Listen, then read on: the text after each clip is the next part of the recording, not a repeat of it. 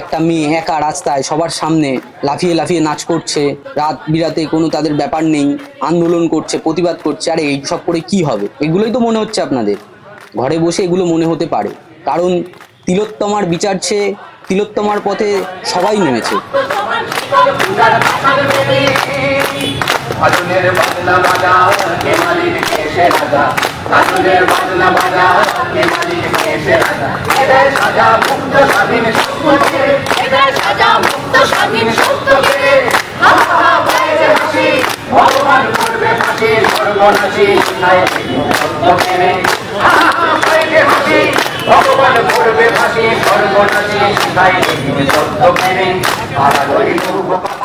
আসলে তা কিছু নয়। সারা ভারত জুড়ে যখন আন্দোলন চলছে, পশ্চিমবঙ্গে সেই আন্দোলনের সাথে পশ্চিমবঙ্গের মা বোনেরা সবাই পথে নেমেছে।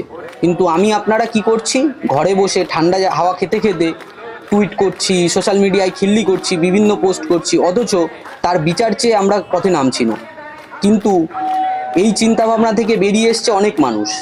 আমাদের মনে আছে 14ই আগস্ট সব মা বোনেরা, ভাইরা সবাই রাস্তায় নেমেছিল, রাস্তা দখল করেছিল, রাত দখল করেছিল।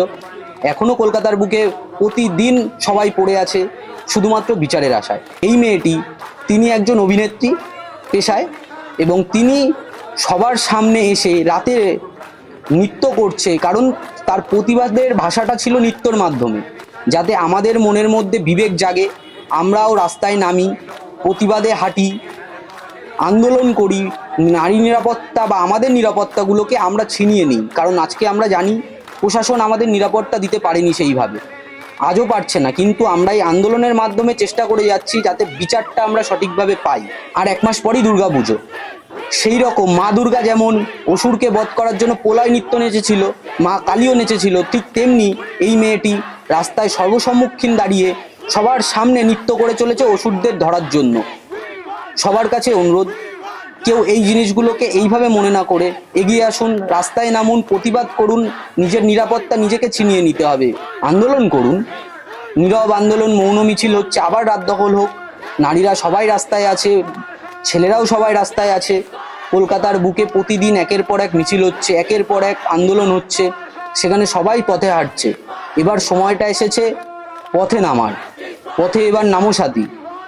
আমাদের গা ছাড়া মনোভাব এবং আমাদের বিবেককে জাগ্রত করতে এই মেয়েটি নৃত্যের মাধ্যমে, তার প্রতিভার মাধ্যমে বিচার চাইছে, এবং আমাদেরকে এটাই বোঝাতে চাইছে যাতে আমরাও আমাদের বিবেককে জাগ্রত করি এবং আমাদের মধ্যে যে প্রতিবাদের আগুন জ্বলছে সেই আগুন যেন নিভতে না দিই, এবং এইভাবেই আমরা যেন বিচার পাই। সবাই মিলে একসাথে লড়তে হবে।